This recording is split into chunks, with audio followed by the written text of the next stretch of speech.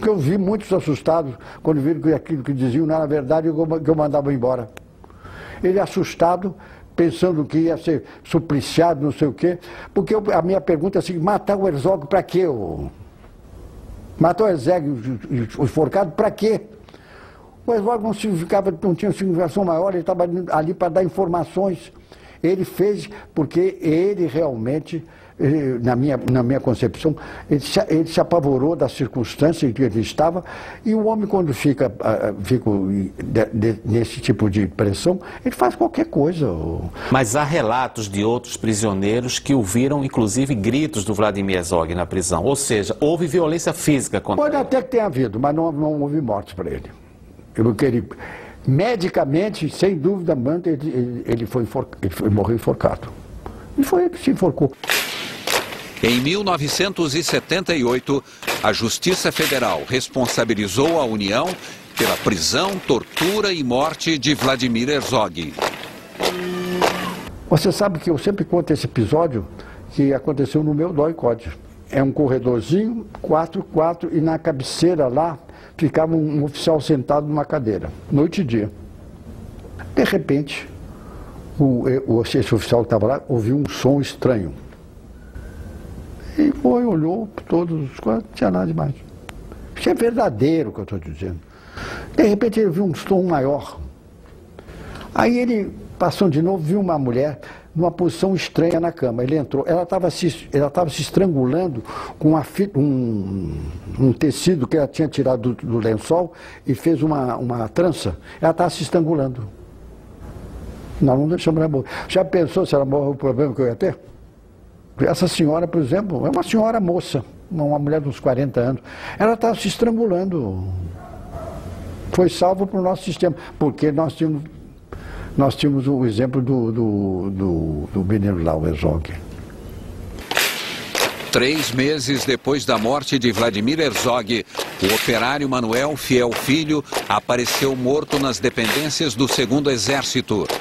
O presidente Ernesto Geisel demitiu o comandante do 2º Exército, general Edinardo Dávila. O presidente Geisel demitiu o comandante do 2º Exército porque havia torturas em São Paulo. Fez muito bem fazer. Mas o princípio do general Geisel é o princípio que nós nos orientávamos os chefes, né? Nós não admitimos tortura. Ninguém admitiu. Agora, a morte do jornalista Vladimir Herzog e do operário Manuel Fiel Filho provocou uma reação do próprio presidente da República. E nós também. Isso não é um indício de violência? A morte do Major Martínez, morto miseravelmente, a morte do Major Alemão, que era meu aluno na Escola Itamar, que recebeu inclusive um tiro na nuca, a morte do Major Chambres nos deixou muito chocados. Olha, tomei lá da cá, hein? Dos dois, guerra é uma coisa. Sabe o que eu costumo dizer de guerra? Todo mundo tem uma palavra sobre guerra mais ou menos no mesmo tempo. Guerra não tem nada de bonito a não ser a vitória. Os militares a que o general se refere são: o major alemão Ernest von Westerhagen foi morto por engano no bairro do Jardim Botânico, no Rio, em julho de 1969, por guerrilheiros que pensavam que ele era o general boliviano que tinha comandado a caça a Che Guevara na Bolívia. O capitão do exército americano, Charles Chandler, foi morto em São Paulo em 12 de outubro de 1968 por guerrilheiros que suspeitavam que ele era agente da CIA. O major José Júlio Martínez Filho foi morto em abril de 1971 ao participar de uma tocaia contra guerrilheiros no bairro de Campo Grande, no Rio de Janeiro. O major Martínez, filho de um coronel, meu amigo, você pensa que nós esquecemos isso? Não, nós não esquecemos isso também não. Agora, só que a mídia não fala nessas coisas, só fala nesses outros casos.